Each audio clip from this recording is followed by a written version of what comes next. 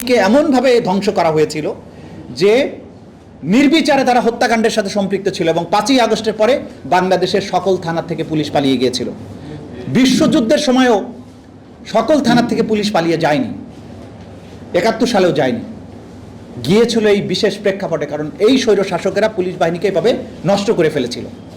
আমাকে সেই পুলিশ বাহিনীকে সেখান থেকে আবার পুনরায় ধ্বংসস্তূপের মধ্য থেকে দাঁড় করাতে হচ্ছে, আবার সেই পুলিশকে দিয়েই কিন্তু তদন্ত কাজ করতে হচ্ছে। যদিও আসামি পুলিশ, তদন্ত কাজেও আমাকে পুলিশকেই ব্যবহার করতে হচ্ছে, কারণ আমার কাছে বিকল্প নেই। পাশাপাশি এটাও সত্য, যে স্কেলে অপরাধ হয়েছে আমরা তো সবার বিচার করতে পারবো না। কনস্টেবল পর্যন্ত নিম্ন পদস্থ অফিসারের বিচার করতে হলে বাংলাদেশে কমপক্ষে 50 বছর সময় লাগবে। অপরাধের মূল সূত্রটা খুঁজতে হবে। গুম হয়েছে কারণ, একমাত্র কারণ শেখ হাসিনা। যদি শেখ হাসিনা ক্ষমতায় না থাকতো কোনো গুম হতো না।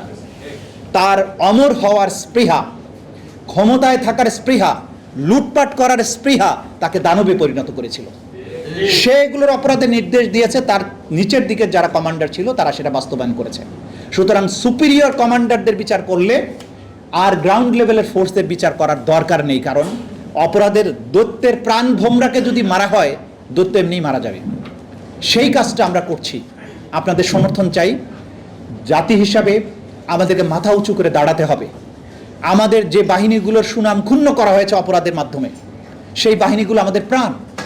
আমাদের সেনাবাহিনী, আমাদের গোয়েন্দা সংস্থাগুলো, এই রাষ্ট্রের সার্বভৌমত্ব রক্ষার পতাকাগুলো আমরা তাদের হাতে দিয়েছি, কিন্তু সেখানে কিছু দুর্বৃত্ত ঢুকে এই অপরাধের সাথে সম্পৃক্ত হয়েছে। ওই দুর্বৃত্তের দায় আমাদের বাহিনীগুলোর নয়। সুতরাং আমাদের বাহিনী আমাদের জাতীয় পতাকা নিয়ে আমাদেরকে রক্ষার জন্য এগিয়ে আসবে, আমাদেরকে রাষ্ট্র হিসাবে মাথা উঁচু করার জন্য সাহায্য করবে, এটাই স্বাভাবিক। কিন্তু যে অপরাধ করেছে সে ওই বাহিনীগুলোকে, দেশকে, শেখ হাসিনা যেমন বাংলাদেশকে কলঙ্কিত করেছে, যে পুলিশ অফিসার পুলিশের থেকে অপরাধ করেছে সে পুলিশ বাহিনীকে কলঙ্কিত করেছে।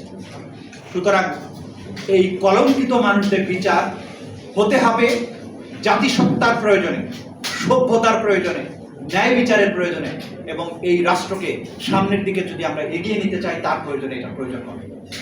আমি আজকে আপনাদের কাছে এসেছি আপনাদের এই কষ্ট বেদনার প্রতি সহমর্মিতা জানানোর জন্য। আমরা বিচার একটা প্রক্রিয়ার সাথে সম্পৃক্ত আছি, আপনারা আমাদের কাছে গুরুত্বপূর্ণ সাক্ষী।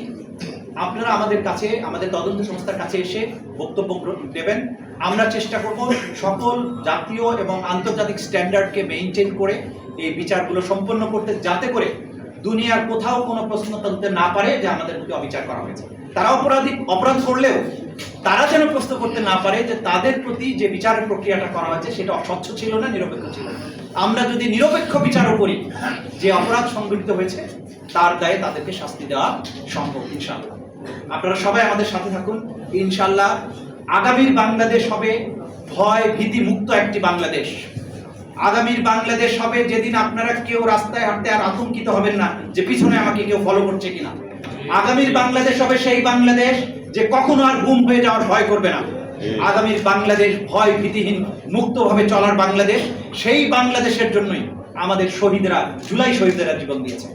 এই ভীতিহীন বাংলাদেশ প্রতিষ্ঠার জন্য যা যা করা দরকার, যার অবস্থানে যেখানে আছি সবাই মিলে আসুন আমরা কাজ করি। আপনাদের সবাইকে ধন্যবাদ।